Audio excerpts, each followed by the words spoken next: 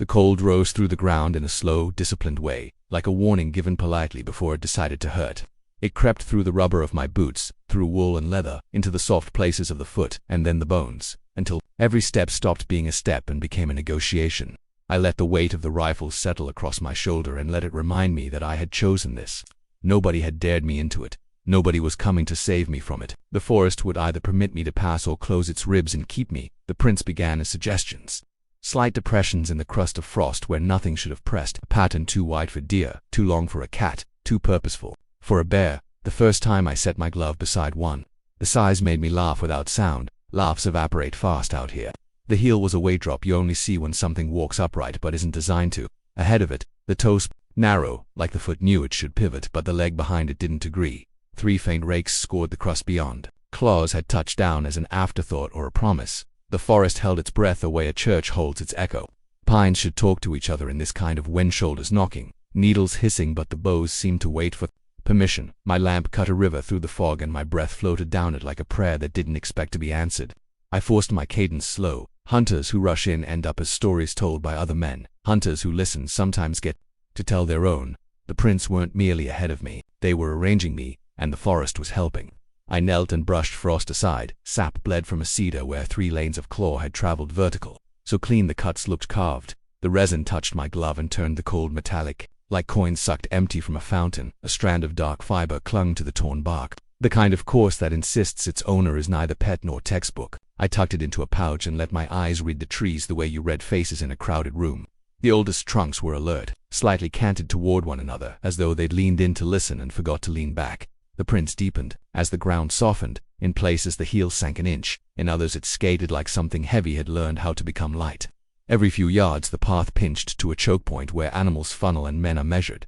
Twice I saw where a knee had brushed snow and left a crescent. The height calculation that followed landed in a place I didn't enjoy standing. I wasn't following what made the trail so much as following the decision to leave one. I kept my light low and let the canopy handle the rest. Smells layered themselves. Wet soil and old bark and a thread of musk that didn't belong to any local family of animals. The air tasted colder where the prince turned, a weather change that occurred only inside my mouth. I checked the safety, counted breaths, counted steps between glances, checked the safety again. The cold had settled into the metal of the rifle and given it a voice. Each micro-shift clicked, politely, as if requesting permission to become louder later. The gully took me like a throat. Banks rose on either side and changed the wind into a whisper that didn't belong to weather at all. The lamp made a tunnel out of air, and the tunnel made my thoughts walk single file. Prints sharpened edges, clean as coins, weight set and reset with a confidence that made my shoulders tighten under the coat. Something matched me for 5 minutes before I admitted it. Footfalls ghosted my pace with a smug half-step lag. The kind of delay a mirror gives when you're afraid to look directly into it.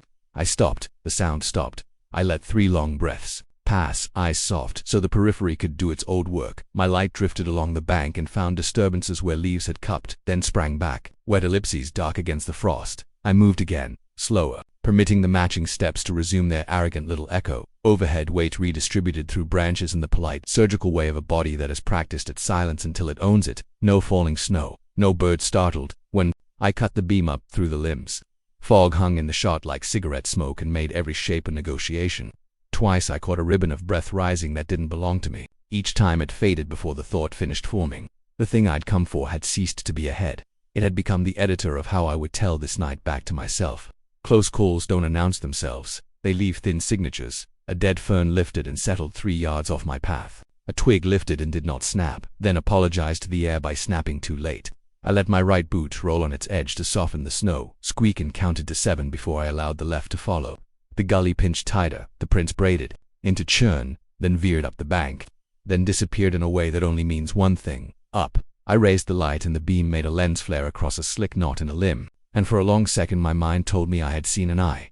I moved the beam and the eye became bark, then became nothing. I kept the barrel down. I kept the shoulders square. The headlamp hummed a tone it had not hummed earlier, and I realized it was my skull doing that, not the lamp at all. When the forest stops correcting you, it's because something else has taken over that job. Weight touched down in the snow behind me, not a full footfall, a test, a declaration of range. I didn't turn to it. I let it have the gift of my back and let my muscles annotate the story of its presence. Height high, mass heavy but deceptively distributed. Pace confident. The prints I'd been honoring were no longer mine to read. The author had arrived to do her own reading. The growl started in the ground and climbed my bones before my ears admitted it. Not a warning, not theater, a vibration that selects you the way a lock selects a key. The lamp took a second too long to find the face, and the second became an hour. Inside my chest, amber eyes held the beam the way deep water holds a throne coin. The head tilted in the way of a creature reading the version of you it has already decided to meet. Her face broke the old line. Human geometry stretched across a jaw that had agreed to be more useful. Cheek planes furred where no animal wears a mask. A mouth armored not with fangs alone but with certainty. The shoulders overfilled the limb, weight balanced, not like a cat, but like a negotiator who has already closed the deal. A mane roughed thick against the cold so the neck looked ceremonial. The lamp made teams with the fog and tried not to shake. The body uncoiled and left the branch and became ground without becoming noise. I pivoted with technique and with luck. The shot was honest. Center mass, the kind the range builds in you when real knights are far away. The sound scattered starlings that didn't exist. She didn't slow. She moved in the grammar of economy. But, allowing me the spectacle while she did the arithmetic, the beam caught a forearm for one insulting second and wrote 3 blunt facts. Claws like quarry tools, fur wet at the tips from breath, a scar whitish and old near the elbow that did not belong to a forest. I fired again because the body asks for that in order to remember itself later. The second shot was a sentence fragment that wanted to be forgiven. If she's not accelerating, it's because you already live inside her preferred speed. Branches lashed my cheeks and left thin heat lines. Gear snagged and released. And each release felt like permission she had extended. I cut left because men cut lefts when they want the heart to believe it is chosen. The ground disagreed and sloped right. Knees articulated and saved me this time so they could charge me later. I found the fallen pine we all pretend we spotted before we needed it and let gravity deliver me into a cradle of damp needles.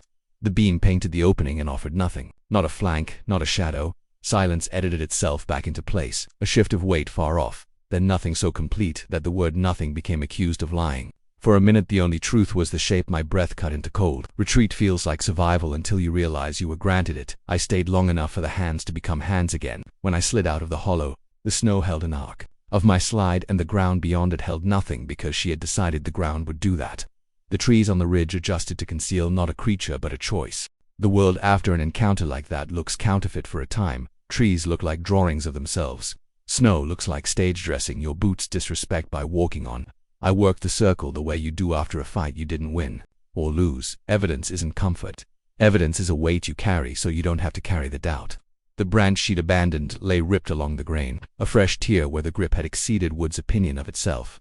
Sap hung in, glassy threads that had not yet decided to harden. In the split, coarse dark fibers clung in a mess of tiny hooks. They were not shed, they were argued loose. I let one stick to glove and then plucked it proper and fed the pouch with care. I do not show money. The churn where she drove the soil shut the argument about size. Particles of frozen loam became dust under the pressure, then refroze mid-collapse into a luster that made the ground look burnished.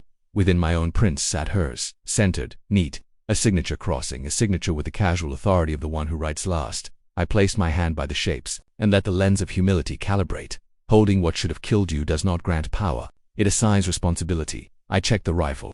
The sling mount had kissed rock and left a bruise in the wood. The optic had held 0 only because this forest likes a fair fight. My gloves tore across the palm where needles and bark had added their names. I placed a boot along a scuff that could only have been a knee. The measurement that formed inside my head argued with the memory of the face and the face one. I recorded the coordinates because that is what you do if you want to talk about a thing later without inventing it. I spoke into the recorder only. In facts, direction of travel, number of rounds discharged, evidence bag contents, condition of gear.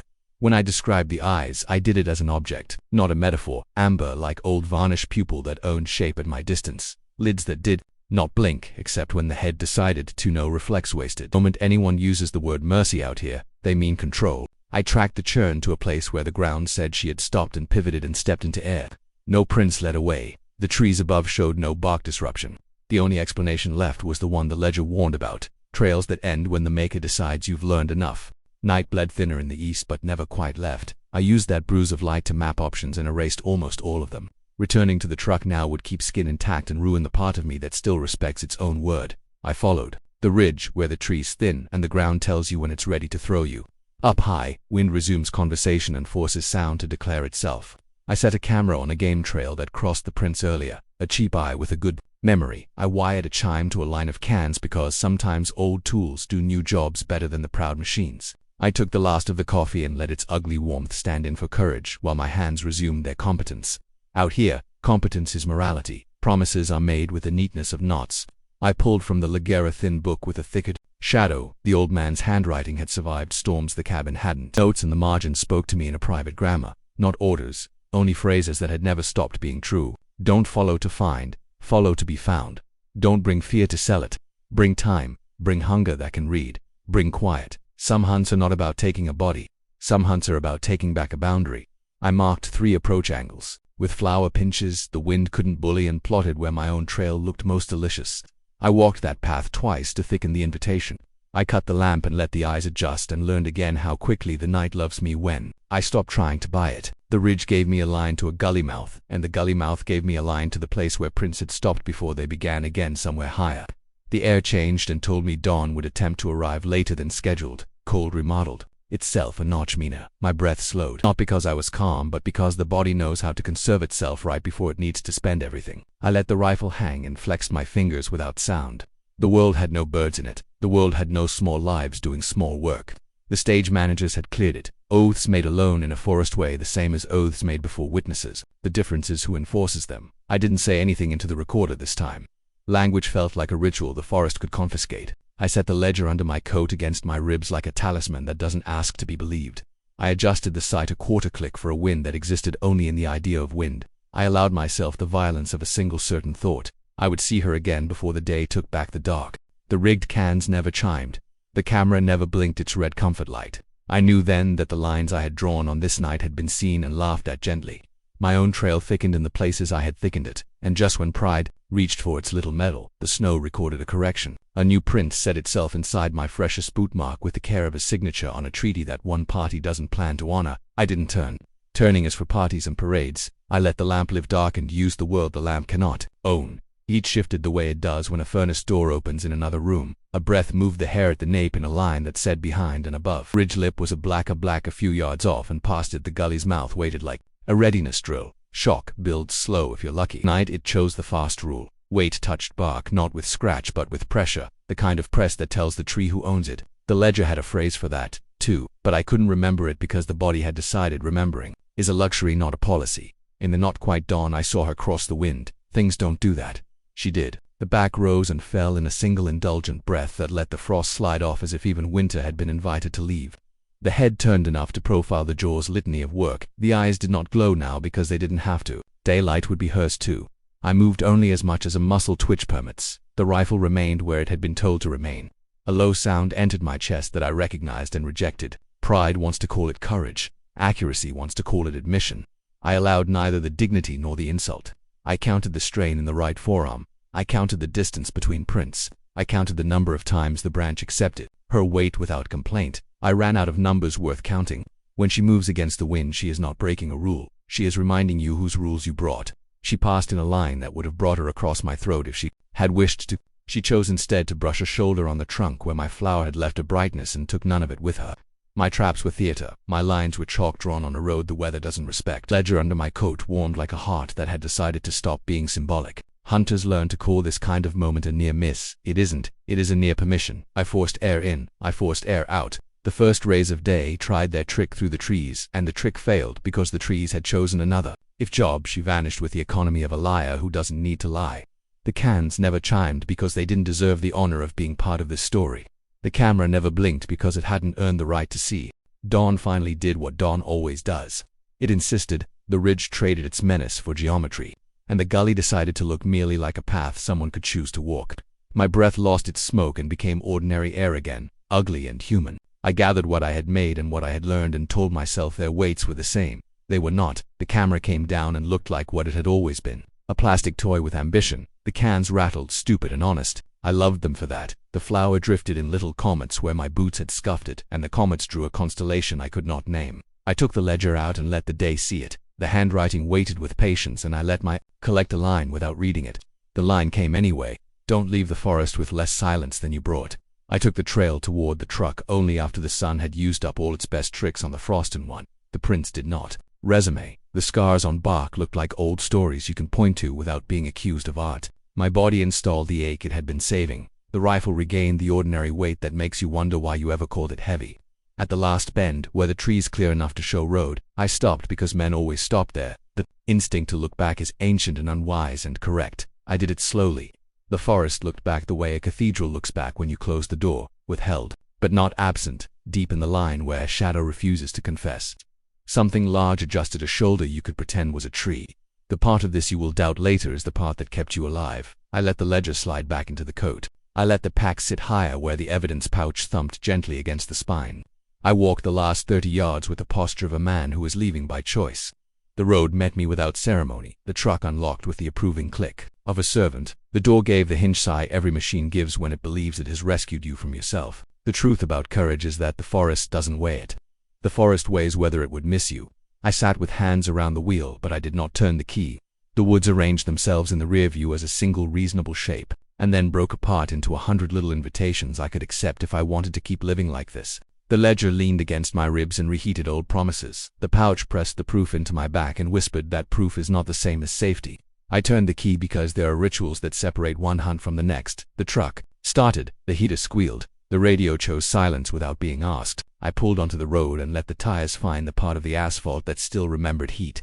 And for those who hunger for more, step deeper into the shadows with our ultimate werewolf horror playlist linked in the description below. In the world of horror, the scariest things happen when you least expect them. And trust me, you don't want to be left in the dark. Welcome to the darkness.